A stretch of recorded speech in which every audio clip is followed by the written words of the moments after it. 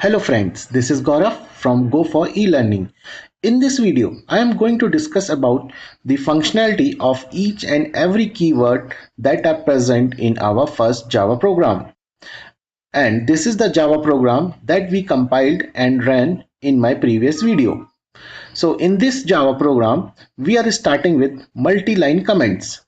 We can see whatever is written in between slash star and star slash symbol are treated as a comments. And I have already discussed about comments in my another Java video. Please check in this link to know more about Java comments. And after multi-line comments, I have written package first Java program that creates a folder to store the class file generated after compilation. After package creation, we have to import required classes. For importing, first we have to decide which class are needed in our program. Generally, programmers are interested in two things, either using the classes by creating objects in them or using the methods of the classes. Suppose if a programmer wants to use a class, then that class name should be imported into his program. If he want to use a method, then that corresponding class or interface should be imported into his program. And here we can see we have imported the class library java.lang and its subsequent classes in the code. It means all the classes are belongs to this package are imported.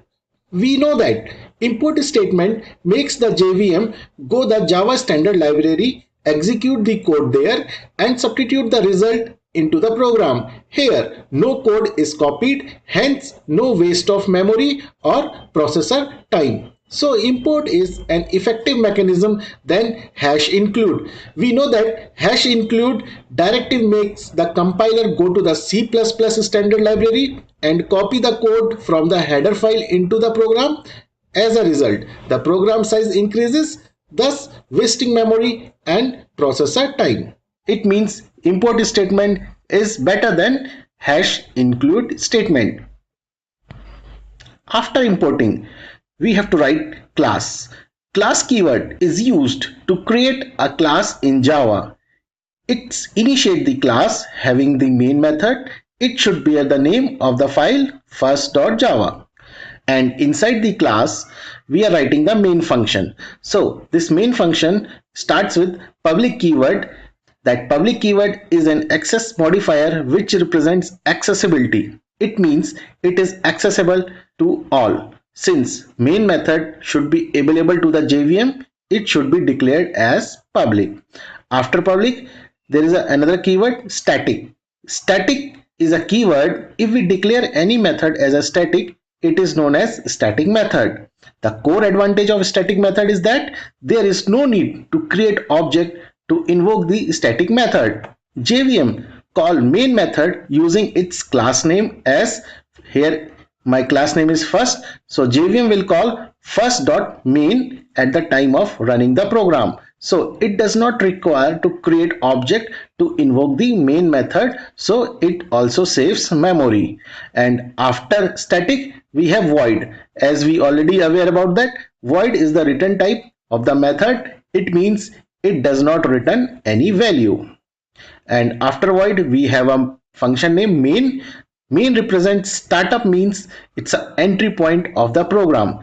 Main method, it is compulsory. If main method is not returned in Java, JVM will not execute it.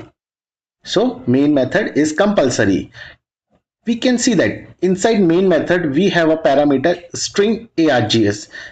It is useful for command line argument. Args is an array of console line argument whose data type is string. In this array, we can store various string arguments by invoking them at the command line. For example, suppose we are passing hello Java, then it will be stored in the array as argument 0 index, hello will store and Java will store in args index 1.